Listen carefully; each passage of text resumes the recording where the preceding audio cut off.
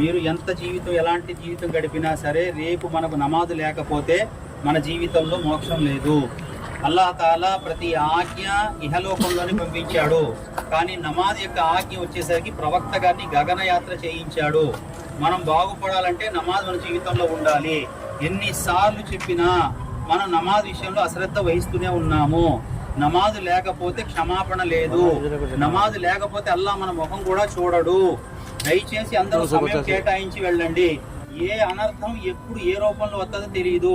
నమాజ్ చదువుకుని వెళ్తే ప్రవక్త గారు ఏమన్నారు, మీ ఆహారంలో బరకత్ ఉంటుంది, అల్లాహ్ అభ్యోదయం ప్రసాదిస్తాడు. నమాజ్ ఏం అక్కర్లేదయా, నా వ్యాపారం నాది అంటాం. అల్లాహకు మీ నమాజ్ అక్కర్లేదు, మీరు మసీద్కి రాక్కర్లేదు, మీ అల్లాహ్ తాలాకు మీరు నమాజ్ చేస్తే శక్తులేం పెరగవు. మీరు బాగుపడాలంటే మసీద్కి రండి. మీరేమనుకుంటున్నారు, ఈ సమస్యలన్నీ తీరని ఆ తీరట్లేదు, కబర్లోకి వచ్చేస్తున్నాం. అది తీరట్లేదు, తీసుకొచ్చి మట్లో పోసేస్తున్నారు. ఎప్పుడు